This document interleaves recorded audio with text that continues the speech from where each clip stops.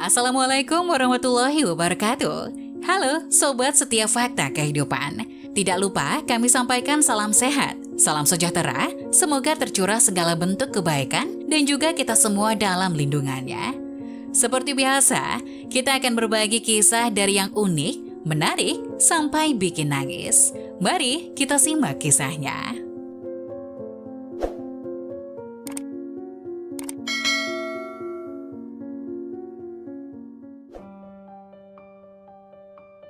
Pasangan beli rumah wanita tua dengan harga murah. Mereka menemukan harta karun di bawah tanah.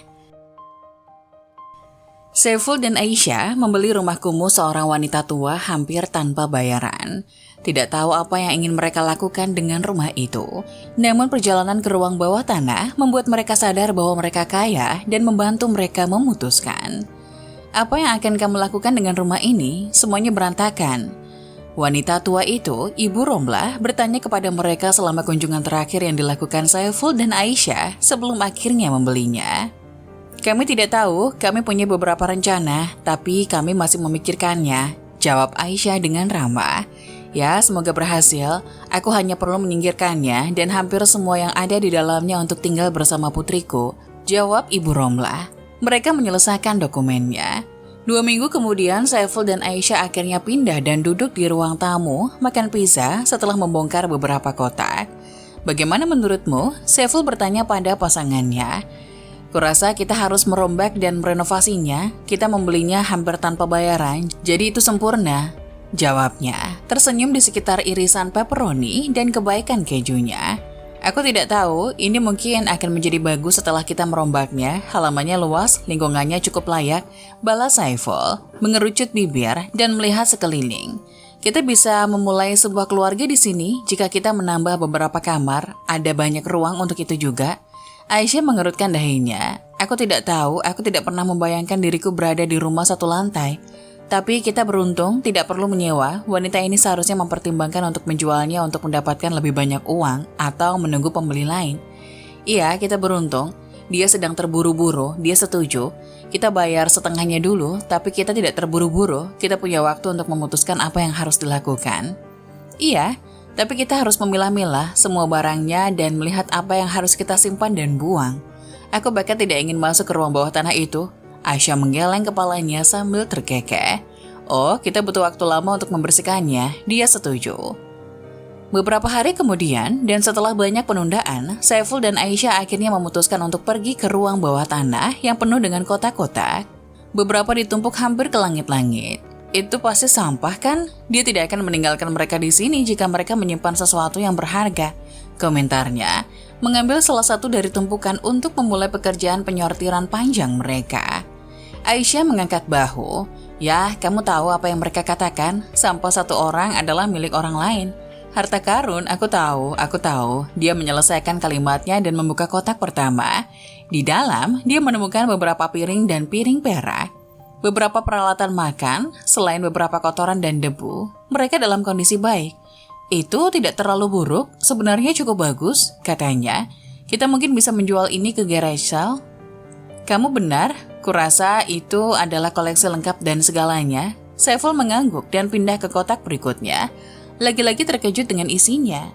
Itu Pyrex, Aisyah berkomentar dan mendekat. Apa itu? Itu adalah nama merek dari zaman nenekku, mereka untuk memasak. Hidangan ini dapat menahan apa saja, dan yang ini ya... Mereka terlihat bagus, lanjutnya, seperti Pyrex asli dari tahun 50-an.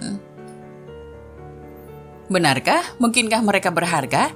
Sebenarnya iya, ini bisa dijual seharga ratusan dolar. Aisyah tersenyum, terutama dalam kondisi ini. Wow, Saiful menarik nafas dan melihat sekeliling ruang bawah tanah. Kalau begitu, mari kita periksa semuanya. Menjelang sore, mereka telah menemukan lebih banyak koleksi piring, piring antik, dan beberapa porselen antik. Di permukaan, tidak ada yang terlihat sangat mahal, tapi pencarian cepat online memberitahu mereka bahwa mereka duduk di atas tumpukan uang. Namun ketika Saiful menyarankan untuk memotret dan memposting barang-barang tersebut di situs lelang online, Aisyah ragu-ragu. Entahlah, mungkin kita harus menelpon pemilik lama, kurasa dia tidak menyadari yang ditinggalkannya, katanya merasa bersalah. Sayang, kita membeli rumah ini hampir dengan syarat sekalian dengan semua barang ini. Dia meraih tangannya mencoba menghibur. Itu memperburuk keadaan, kita membeli rumah ini hampir tanpa biaya. Sekarang kita tahu ini sangat berharga. Maksudku, kita bicara tentang ribuan dolar jika kita berhasil menjual semua ini. Koleksi lengkap saja sudah seperti 5.000 dolar. Tambah Aisyah, rasanya tidak benar. Kita bisa menggunakan untuk merombak rumah dan menambah tabungan kita. Kita bisa membangun masa depan kita di sini, katanya pelan. Tapi kamu benar, bagaimana kalau kita telepon Ibu Romla? Benar? Aisyah bertanya pada suaminya sambil tersenyum lega. Jual, Ibu Romla segera memberitahu mereka, itu milikmu sekarang. Tapi itu milikmu, uangnya banyak. Kamu akan kaya Ibu Romla, desak Aisyah di telepon. Aku tidak membutuhkannya nak, percayalah padaku. Aku tahu apa yang kutinggalkan dan melakukan karena suatu alasan. Jual atau gunakan sesukamu. Tambah wanita itu dan mereka menutup telepon. Ibu Romla tidak pernah menjelaskan mengapa dia meninggalkan barang-barang itu, tapi dengan izinnya Aisyah dan Saiful pun menjual beberapa barang, terkadang menghasilkan lebih dari yang mereka harapkan. Seorang kolektor bahkan datang ke rumah mereka untuk melihat salah satu set porselen antik dan segera memberi mereka cek yang lumayan. Segera, mereka mulai merombak rumah kumuh itu, berharap bisa menjualnya lagi dan membeli lagi nanti. Namun ketika rumahnya siap dijual, Aisyah berubah pikiran. Kurasa kita harus tinggal, kamu benar, disinilah kita harus memulai keluarga. Katanya pada Saiful dalam perjalanan di kantor maklar. Kita membelinya dengan cepat, yang memberi kita begitu banyak keberuntungan dan kekayaan, kita harus menyimpannya. Saiful tersenyum dan mengangguk. Mereka membatalkan pertemuan dengan maklar dengan pesan teks dan pulang. 9 bulan kemudian, mereka menyambut anak pertama mereka, dan lebih banyak lagi yang datang. Rumah mereka mengadakan pesta ulang tahun, peringatan, barbecue, dan bahkan pernikahan bertahun-tahun kemudian. Mereka telah menyimpan beberapa set porselen antik untuk saat-saat seperti itu, yang selalu dikagumi orang.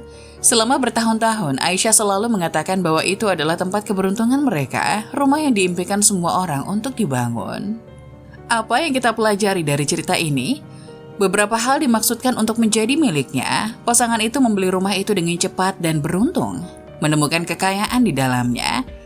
Selalu lakukan hal yang benar karena pada akhirnya akan terbayar. Aisyah merasa tidak enak menjual barang-barang berharga itu, sampai ia berbicara dengan Ibu Romla, tapi semuanya berhasil setelah mendapatkan izinnya. Nah, bagaimana menurut kalian? Jangan lupa tulis pendapat kalian di kolom komentar ya. Wassalamualaikum warahmatullahi wabarakatuh.